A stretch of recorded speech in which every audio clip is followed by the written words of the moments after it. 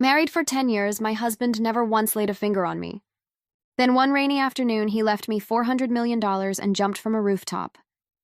7 days later, a stranger handed me a sealed letter that changed everything I thought I understood about my own marriage. My name is Diana, and for a decade I was the quiet, obedient wife of Weston Hale, heir to one of the largest holding companies on the East Coast. At his funeral, I stood in 3-inch heels for hours accepting condolences with dry eyes. Not because I felt nothing, but because I had cried myself empty years earlier in that cold, silent marriage. My mother-in-law, Eleanor, sat nearby dabbing at tears for the cameras, then hissed at me the moment guests looked away, calling me a cursed, barren failure who had driven her son to his grave. My sister-in-law, Paisley, barely looked up from her phone, muttering that I was probably already counting the money I hoped to inherit.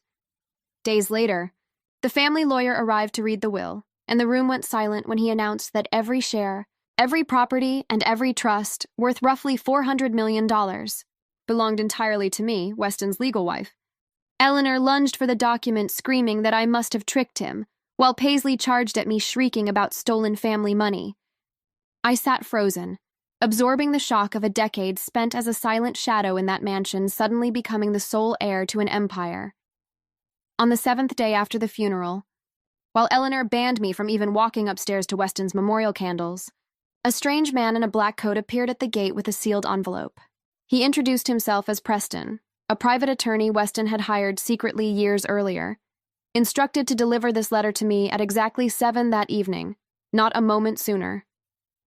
I locked myself in my room and opened it with shaking hands, recognizing Weston's familiar handwriting immediately, though the tone was nothing like the cold notes he used to leave on the kitchen counter. He wrote that he had known for years about the sharp, brilliant financial strategist I used to be before our marriage, a woman who once ruled trading floors under a reputation nobody in this new life ever knew about. Then came the confession that broke my heart wide open, that he suffered from a rare medical condition that meant he could never be intimate with a wife, and that our entire marriage had been a carefully built cover story to protect the family image and secure his position as heir. He called the inheritance compensation for the years he had stolen from me, and told me there was a hidden safe behind our wedding portrait containing a black ledger documenting every fraudulent transaction Eleanor, Paisley, and the executives around them had committed for years.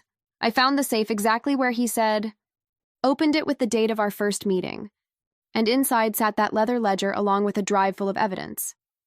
That night I burned his letter on the balcony, poured his finest scotch, and drank it alone for the first time in 10 years, feeling the timid, obedient woman I had been slowly dissolve into something sharper and far more dangerous. Eleanor kicked open my bedroom door that same night with a spare key, furious to find me drinking instead of mourning, and threatened to destroy my reputation with fabricated affair rumors unless I signed everything over to Paisley within 3 days. For the first time in a decade, I did not flinch. I told her calmly that this house now belonged to me, and that she needed to leave my room immediately. Watching her stunned silence as she realized the timid wife she had abused for 10 years was gone for good. The next morning I burned every drab, matronly outfit Eleanor had forced me to wear, pulled a sharp tailored suit from a box I had hidden for years, and walked into the family dining room to claim the seat at the head of the table that had always belonged to Weston or his mother. I informed Eleanor plainly that she now had hands of her own to fetch her breakfast. Because I was no longer the maid of this house, I was the chairman of the board, and I drove into Manhattan that same morning to reclaim control of the company from executives who assumed a grieving widow would be too weak to notice them looting it. I walked straight into an emergency board meeting, where the chief financial officer, Holden, was openly plotting to funnel company assets into shell accounts before I could understand what was happening. I slammed the will and my ownership documents onto the table, took the chairman's seat myself, and calmly dismantled his cover story question by question until the entire room understood exactly who they were dealing with. Within days, I had also caught the operations VP, Trevor, hiding an affair that had quietly sabotaged a major development project, and used the leverage to force him back into line without mercy. That same evening, I came home to find Eleanor and Paisley tearing my bedroom apart with shears, screaming that I must be hiding stolen valuables. So I calmly recorded the entire scene and called the police myself, watching Eleanor's fury curdle into genuine fear for the first time in 10 years. From there, the war escalated fast. A smear campaign painting me as a gold-digging black widow flooded the tabloids.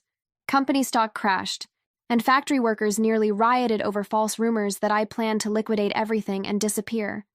I held a press conference and laid the truth out in cold, hard numbers instead of tears, showing the exact accounts Eleanor and Paisley had drained over the years, and announcing that every dollar of profit would go toward protecting employee jobs rather than my own pocket. The narrative flipped overnight. The stock recovered, and Eleanor, cornered and desperate, staged a dramatic hospital collapse for sympathy, though I knew from Weston's ledger her health was fine and her tears were pure performance. I visited her anyway, and quietly reminded her that I knew the real story behind her own husband's decades-old car accident. A truth she never expected me to hold over her, and she never tried a public stunt again. Just as one crisis settled, a smooth investor named Lance offered a massive capital injection to save the company. But my old contacts revealed his firm was secretly funded by a ruthless corporate raider named Damon Vale, working with Eleanor to sell off the company from underneath me for her own payout. I drove upstate through pouring rain to beg a loyal former operations chief, Higgins, out of retirement, standing outside his cabin for hours until he finally agreed to help me rebuild trust with the factory floor before Damon's people could incite a riot among the frightened workers. Paisley, humiliated and desperate after her mother's schemes kept failing, dragged me into family court trying to annul the will entirely, claiming our sexless, decade-long marriage proved I had manipulated a vulnerable man. I placed Weston's private medical diagnosis on the table in front of her, forcing her to finally understand the devastating secret he had carried silently his entire life, and she withdrew the lawsuit in stunned, tearful silence rather than let the truth become a public spectacle. Meanwhile, Holden, facing prison for his failed embezzlement scheme, tried to sell stolen company data to Damon Vale for a plane ticket out of the country. But I had the meeting tracked and the police waiting, and he was arrested on the spot screaming that Eleanor had orchestrated the entire theft from the beginning.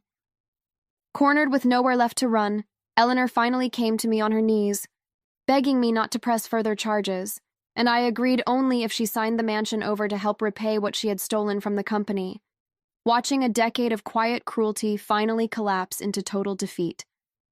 Just when I thought the war was over, I found a hidden recording in Weston's old office revealing that Damon Vale had blackmailed him for years over his private condition, threatening public humiliation unless he handed over $1 billion project. And that threat, not simple despair, was what finally pushed my husband off that ledge. Grief turned instantly into cold fury, and when Damon later kidnapped Paisley to force my hand, I walked into his warehouse alone wearing a hidden wire, stalled him into confessing everything on tape, and watched police storm the building the moment he admitted what he had done to Weston. In the aftermath, I fired every executive who had helped loot the company, promoted the loyal employees who had been overlooked for years, and quietly gave Paisley a real second chance on the factory floor after she tearfully returned the jewelry she had once stolen from me. I used my own money, not the company's, to build a foundation supporting children born with the same rare condition Weston hid his entire life, wanting no other family to carry that shame in silence the way he had. Months later, a prestigious firm in London offered me the international career I had dreamed of before my marriage swallowed my 20s, and for days I genuinely considered leaving all of it, the mansion, the company, the memories, behind for good. Standing on the office rooftop one evening, looking out over the employees who now trusted me, the factory workers Higgins had brought back to life, and the family I had rebuilt from wreckage, I finally understood that real freedom was not running away. It was standing firm on the ground I had fought so hard to reclaim, and I turned the offer down. A year after Weston's death, I drove out to the coast alone at sunrise, slipped off my shoes, and walked barefoot into the cold surf, letting the tide wash away the last decade of silence and grief. Standing there with the sun rising over the water, I finally slid off my wedding ring and let it go, understanding that the timid, obedient woman who once wore it had been gone for a long time, and in her place stood someone who had rebuilt an entire empire, and herself, out of nothing but ashes. If this story hit you the way it hit me writing it down, hit subscribe and turn on notifications because Revenge Tales has a lot more stories just like this one coming your way, and you do not want to miss what happens next.